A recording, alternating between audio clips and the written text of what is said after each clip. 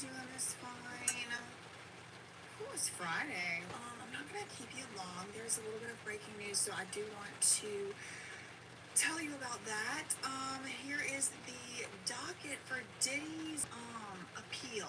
Okay, so if you will remember, Diddy has gone at this appeal angle a few times. He already had one sitting appeal over here sitting. Ow. When he filed this second, renewed motion for appeal.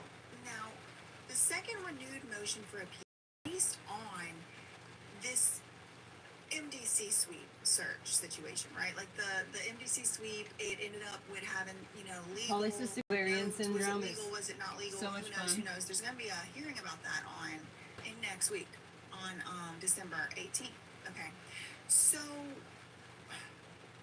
it's weird to me because that was like the basis underlying the bail thing. I guess it's actually not weird. Actually, it makes sense. So they're going to be talking about a few things on December 18th at this hearing, okay? But it really all revolves around that sweep. It really all around the MDC sweep, the notes recovered, the items recovered or taken pictures of, et cetera, et cetera. Mark Agnifilo said that they said legal on the top one, but come to find out maybe they didn't, as far as the actual evidence is concerned. So here's the docket. As you can see, something was filed today in the appeal, okay? There's other things that are still I can't see my up for debate, but, still things being questioned for this hearing, right? It's not just for bail. The bail stuff has already got decided. But Agnifilo, if you remember, is talking about maybe motioning for dismissal of the whole thing, mistrial, remember? So that's still on, for next week. What is the 18th? Let me look. Tuesday? Wednesday. Wednesday's 18th. But their arguments are due on the 16th, which is Monday. We did do a Diddy docket on that one. So let's pull up this motion that Diddy did file, and I just wanted to keep it short and sweet here today, so let me pull that up. To be honest, I'm feeling tired. I recorded 3 BJ Investigates today, though, and I think y'all are going to like them. 2 of them, it's like really long. Actually, hold on. Let me... Okay, this is business addresses. This is the most satisfying thing literally ever. Here it is. Motion to dismiss the appeal. And this was filed by Diddy's lawyer, Alexandra Shapiro. Okay. Pursuant to the federal rules of 42B2, local rule 42.2, appellant Sean Combs moves to voluntarily dismiss this appeal. Now, I am sure that we are going to be seeing a lot of speculation in the news media, in the YouTube media. I'm sure we're going to be seeing a lot of commentary and speculation on why Diddy is withdrawing this appeal. Things coming to my mind are money. But just from a strategy perspective, and all I can do is speculate. I don't have any more information than y'all do, but just from a strategy perspective, I can imagine that it's like, all right, let's take some of our brain power. We've been trying to get you out of jail. Can we focus on the trial? Okay, you're probably going to be in. Like, we're probably not going to be able to get you out. So can we focus on something else? That could be it. Could be a money situation. He keeps getting sued. I know I've been working like Santa Claus. Ashley, you're funny for saying that. Diamond Rainbow, shout out to you. I don't know which other mods are in the chat. Sorry, I'm trying to be done for the day. Sorry, I'm not in a rush, but like a little bit. I'm not really like paying as much attention to the chat as usual. But okay, so this appeal.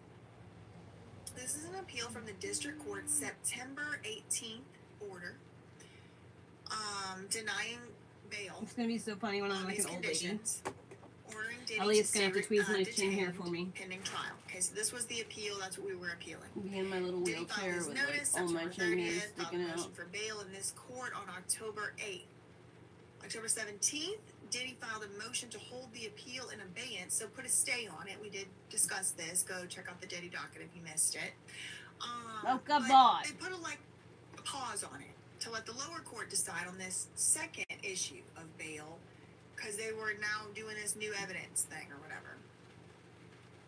On November 8th, so about a month ago, Diddy filed his renewed motion for bail before the district court. That's the first level court. On November 27th, the district court, that's Judge Subliminal, denied Diddy's bail. Again, the renewed motion for bail was denied. Okay, so again, this is being filed by Diddy's lawyer. Mr. Combs does not seek to appeal the district court's denial of his renewed motion. Okay, so he had told the court, remember, just hold off, give me a pause, let me see what the judge down here at the lower level decides. This court, the appeals court, said, aye, Captain, no sweat off our back, get out of our face. So here's Diddy. Okay, look, appeals court, I'm coming back. Remember, I had y'all on hold. Well, I'm back. And in fact, I don't want to argue against the lower court judge. Could be, again, it could be a money decision, it could be a strategy decision. You don't want to tick off the judge at the lower level, for one. But for two, like, to make him feel like you're, undermining him. Now, the question becomes, should we have to consider this type of thing? No, we shouldn't. But we do. It is part of it. When you're a really good lawyer like Mark Agnifilo and Alexander Shapiro, these are things that they would know. Another thing that could happen is you don't want to run to the appeals court over everything, because you really are kind of saying that the judge at the lower level done messed up. Can't do it in this light anymore, it does put a bad taste and I'm in the hot. mouth of the judge at the lower level, but listen, what if this were to happen? What if they were to appeal it, and what if the judge were to let it, what if the appeals court were to let him out on bail? Let's just say. I don't think they would, but let's just say that. Hello, everybody. Well, in that universe, what Oh, if yeah, Diddy Jay-Z's definitely, in my opinion. It's like he's already won one thing on appeal. I could see there being many different strategy reasons as to why, they're withdrawing it. The first thing that came to my mind, and I don't have any more information than y'all do, I'm just reading it, money. They're trying to allocate money, resources to the more important part of the fight at this point is going to be switching over to focusing on his freedom, period, ever. Much less right now,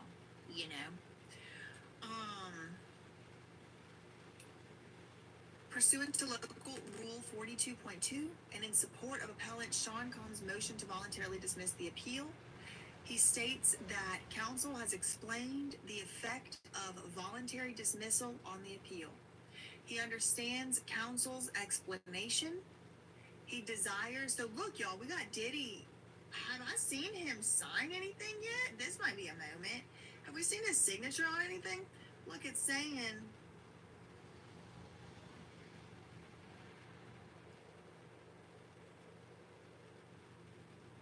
in support of his voluntary withdrawal, his motion to voluntarily withdraw, Diddy says he understands his lawyer's explanation. I don't know what the explanation is. It would be, privileged anyway, attorney-client.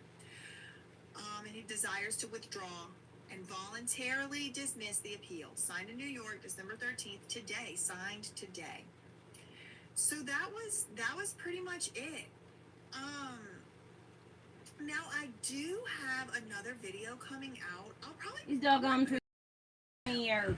On these 3 new John Does. I just haven't gotten around to filming the video yet, but I did manage to find the documents, downloaded them, read them, and that'll probably be my next video. So that's the next one. And shout out to Oklahoma, shout out to Claire, shout out to Coco, CC. Just get some of these members shout outs. Okay, shout out to blonde hair is so annoying. Shout out Natalia. Shout out to Skate Betty. All right, I am gonna run. I might be back later tomorrow, but that's all I really had for now. So Diddy has given up temporarily on trying to get out on bail. That's all she wrote. Got it, you little shit. Make sure that you like the video. That's all I have for right now. Meantime, facts 8 defamation. Love you, goodbye.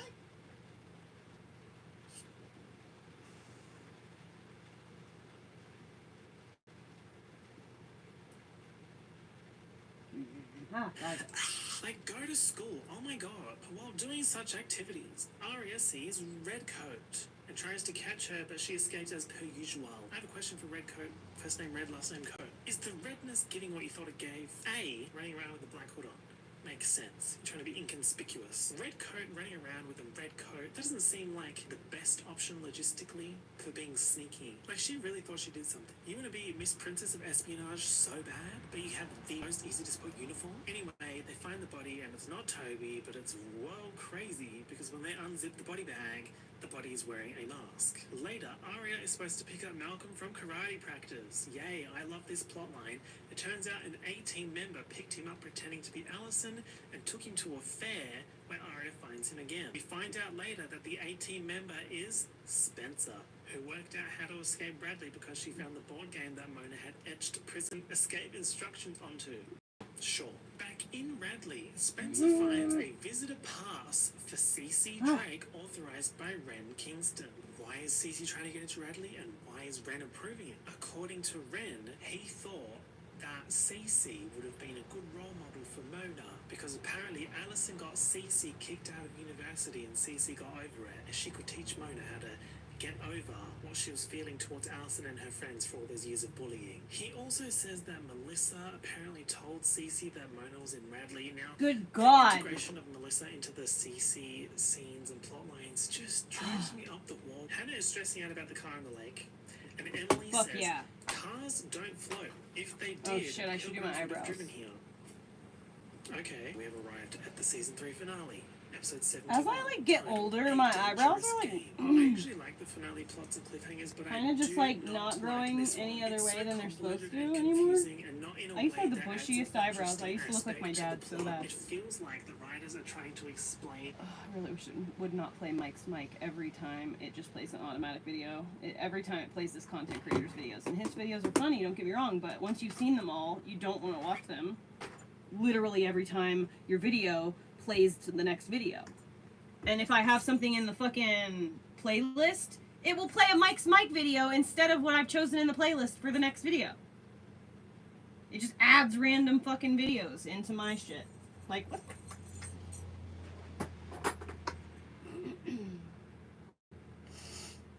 Apple pie or ice cream?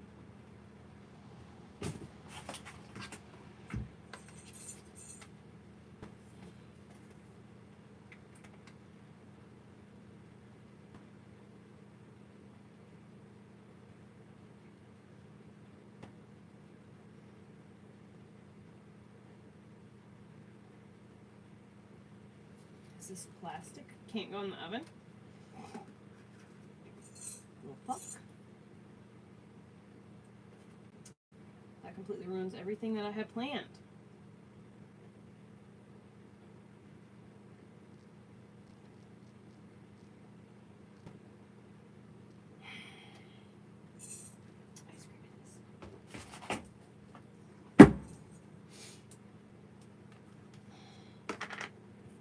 Have you guys ever had chocolate therapy ice cream by whatever brand this is?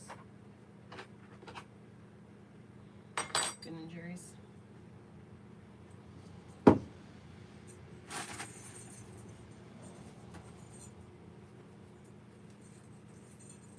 I want the apple pie, but I don't want to have to like microwave the whole fucking thing, you know? Because it's just gonna go bad. I'm not gonna eat that whole fucking thing in one sitting. I mean, I don't know if this is like the whole day or whatever, but like I can't do that in the nighttime. Not a whole fucking pie. It's just I'll make myself sick. I'm just not in the mood for that much intensity. Like I'll probably have 2 or 3 bites of this and be good. This has like. Do you remember the pudding pops from your childhood, from our childhood? The chocolate pudding pops. And they used to have Weight Watchers ones that were just as good. Anyway, this is chocolate pudding. Chocolate pudding pop.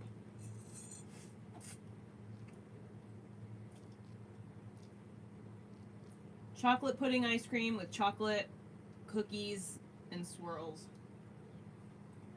That's really good.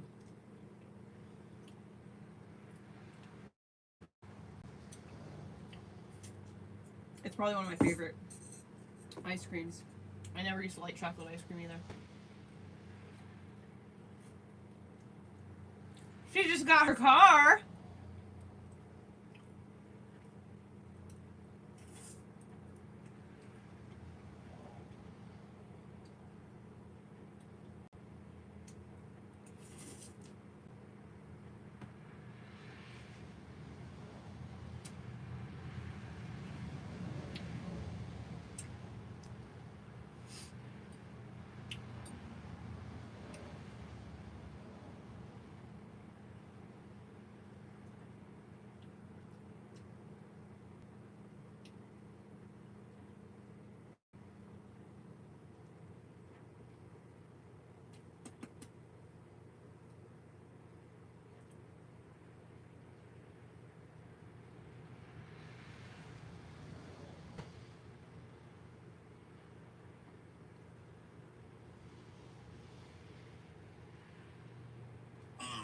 and there is all this fascinating stuff to learn about how corrupt it is and how interesting. But I think the thing that is most startling to me is how involved covert intelligence agencies are in the financial systems. And not just directly in the financial systems, but indirectly as well.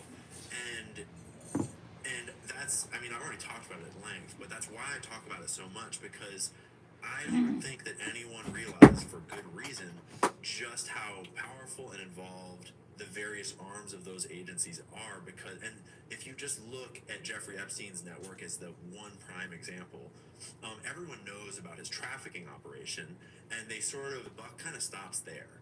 But they don't realize that before being a human trafficker, he was an arms dealer. And as an arms dealer, you're dealing with the black market sale of arms, but you're also dealing with all kinds of money laundering, because every single sale has money on the other side. And anytime you're doing, and so obviously his trafficking network has all sorts of money laundering going on as well. And there's a whole concept to talk about. He wasn't as involved in drugs, but you know, drugs are one of the other obvious ones there, and all of that. This guy Ian Carroll started out as a TikToker, just reporting on what he saw, and now he has become like an actual journalist. He's really done his thing. He's really smart. And I agree with him about a lot of shit. A lot.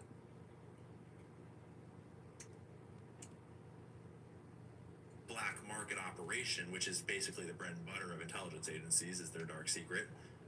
That all involves this whole shadow banking economy that interfaces directly with the mainstream banking economy, and then it interfaces directly with politicians that are sort of, in many ways, incentivized to keep those flows open, because the black market is critical to the functioning of our, you know, the front of our markets as well.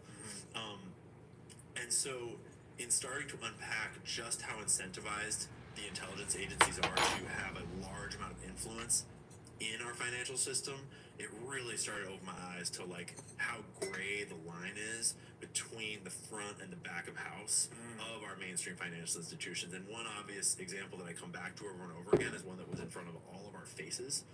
Is there were many articles published. Most of us saw a certain form of the article that said Jeffrey Epstein referred a whole bunch of wealthy clientele to JP Morgan, and that was why JP Morgan had this kind of lawsuit going on, and Jamie Dimon had to prove that he didn't really know about it. And we kind of glossed over the fact that article just said that Decaf. Bill Gates and Sergey Brin and all these other billionaires needed a referral to open a bank account at JP Morgan. Like, you can just walk into the front door and ask to open a bank account, right? Everyone knows how to open a bank account at JP Morgan. So what does a billionaire need a referral to JP Morgan to do? Well, I just ate a salad yesterday what is Jeffrey for lunch. Epstein good at doing? And the answer is laundering money. Vegetables are expensive, so. If that's still not clicking, if you've ever And we go bad very fast. or any illicit substance, And they're full of toxins and poisons. Now you can just walk into a store. God only knows what else. Wax is. You have to know a guy. So, like, I just don't really like eating vegetables that I don't grow myself. I just really don't. I love vegetables. I love the taste of vegetables. I fucking love them. But they also require a lot of dishes, and I don't have a sink. And I only have one cook stove and one pot. That they're glossing over is they don't need Jeffrey Epstein to help them open a legitimate As soon as I'm in a situation where, you know, to the back door I of the can financial afford institution, salad stuff the and biggest one in the world. I can afford to do that many Because dishes he on a will regular refer basis, them then to that'll the be what I back do. door where he will say, this guy is corrupt and sleazy enough and evil In the enough meantime, that if I you know let him that in the everything I back door, eat is going to he'll play nourish the my game body because regardless of what probably it got is. some compromising information on him. And when you start to think I about choose the to believe that. scope of what's like Sergey Mind Brin over matter. founded Google, right? Like Sergey Brin, and I'm sure it's not just him. It's like Bill Gates, the outsized influence of Bill Gates, the Bill and Melinda Gates Foundation. He literally just ran half the policy of our COVID response, and he's getting a backdoor referral to the banking services of JP Morgan from Jeffrey Epstein. And that's where you start to realize that no, it's not just that the money is broken. It is that like everything is broken and everyone using the money is broken. And they are now, it is just as much a tool for the black markets as for the front markets. And the amount of money flows that are flowing in these black markets that we clearly aren't being told about is astronomically high. And I think that most people never really think about how valuable the global child trafficking market is, for example, or how valuable the global drug market is. And in that case, it's like, why is the global drug market so valuable? Well, it's because of the war on drugs. And and as they were declaring the war on drugs, they were smuggling cocaine into the United States with CIA planes from Nicaragua. Problem solution. Right? It's like you said. Right?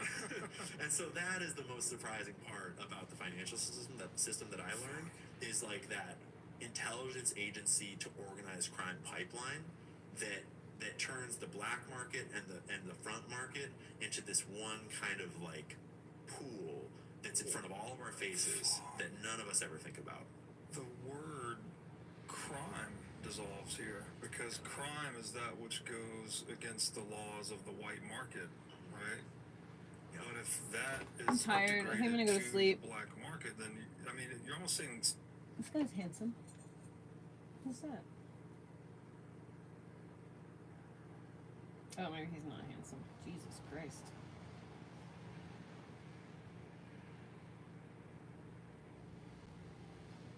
I am really fucking tired. I cannot imagine why I'm so tired. Ooh, Christ. You gotta make your own pickles, though. Make your own pickles. Those mushy, jarred pickles from the store don't count. You just go buy cucumbers and you shave the skin off of them so that you can make sure that they don't have that wax on them. English cucumbers are usually pretty good because they come in the plastic wrap, so it's a little bit better. But get cucumbers and make sure that they don't have that waxy shit on them. Clean them with baking soda and vinegar, and then make your own pickle stuff. Shit, put anything in there. Cabbage, everything. Pickle everything. I'm just in my older age, I'm starting to get like really sensitive to onions. Like I've always loved onions. I still like love the taste of cooked onions, and I like the taste of raw onions, but I don't know, man, the last like maybe 4 or 5 years, something about onions. I think it's onions that have sat out for maybe a little while. I've never liked, if you get like a burrito, a cheese bean burrito from Taco Bell, like this is even like 10 years ago, and they always come with onions, and you eat it the next day and the onions taste like gasoline or something. It's just like, ugh. It's yucky. So I think that's where I'm at. I'm getting into a... Dude, they're so easy to make. Try pickled garlic or honey garlic. Garlic fermented in honey. That shit is fucking fire. And it's so good for your belly. Since I'm on antibiotics, I think I'm gonna have to get some apples though, and I'm gonna have to make stewed apples so that I can try to help my guts, because stewed apples are really good for your intestines. And I will do like ginger. I'll do like ginger, cinnamon, stewed apples, and then just like eat it on everything and just eat it in general for a while. I gotta try to heal my gut after all these antibiotics. My doctor wrote a second prescription for antibiotics, so I'm gonna be on antibiotics for a while too. Like I'm still really swollen, my doctor said, so I'm really lucky that my face hasn't like, I caught it just in time. Ooh, pickled carrots are really good too. I like carrots, celery, baby carrots or baby corn. I like obviously cucumbers of all different kinds, cabbage. Like I said, I'm starting to lose my enjoyment of onions, but I used to really like making red onions, fermented red onions. Those were really good, but I'm starting to lose my enjoyment of that. I want to get some red onion skins, and I want to make some dye. It turns this really pretty color, and I want to get some and dye some of this like white stuff that I've got that needs to be not white anymore. I guess I should probably get it out of my bus first though.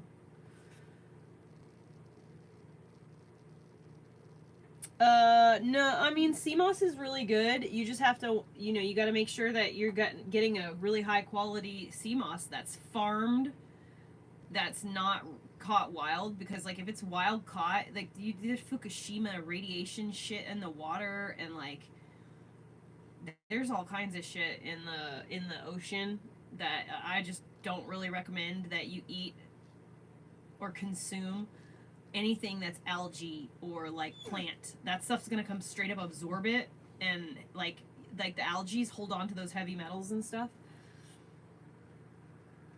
Yeah, sauerkraut is fire. There is this I got this stuff at the grocery store maybe in July or August. It's in Eugene at the Fred Meyer.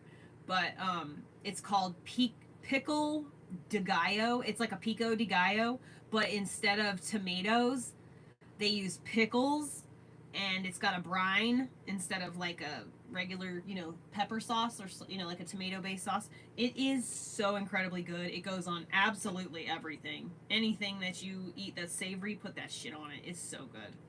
So good. Anything you'd put a pickle on, anything that you would put any kind of topping on, it's so good.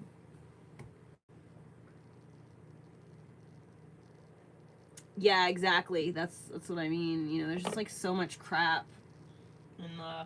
But that being said, there are a couple of locations right here on the coast of Oregon who are farming sea moss using, it's not in the ocean. It's like it's on the coast, but it's like, it's not right in the ocean. It's like tanks that they're doing it in, and they've got like really good filtration systems, and they're obviously monitoring for that kind of stuff. That stuff, I would say, yeah, go for it. Sea moss is incredibly good for you. All of the greens that come from the ocean, if not, putrefied by chemicals that we have put into the ocean, yeah, it's all fucking incredibly good for you. It's just really, it's just good shit. It's like mushrooms being super good for you. All right, guys, I'm gonna go to bed, I think. Oh, I have Sims loaded.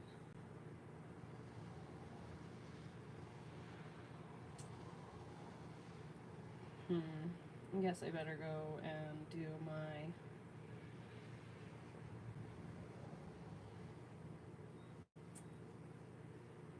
I better go start this new city.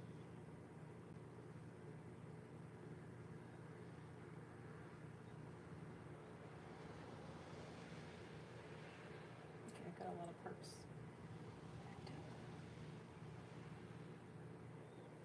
What's up, bud? Do you even know, or are you just making whining sounds? He always, literally 24/7 is, always making a subtle whining sound when he's breathing out.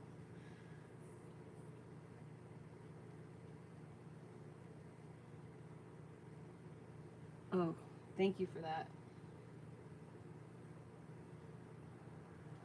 Yeah, I mean, even the fucking ancient, what is it called? The Hopi fucking Native American people even said that there will come a time when the earth gets really evil, and during that time, they will be poisoning the water.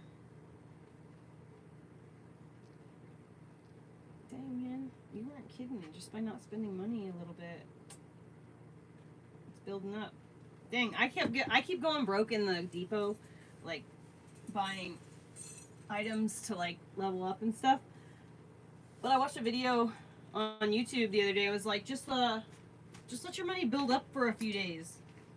So I decided to do that, and I have only been doing it for today. I already have $30,000 in sim money. Okay, I'm gonna go. I love you guys. I'm sorry that I'm in and out constantly, but I'm taking tomorrow. What's today? Yeah, I'm not working tomorrow. I might go do some baking and stuff with a friend, so we'll see. Love you. I hope you guys have a really fucking awesome night and stay warm and dry.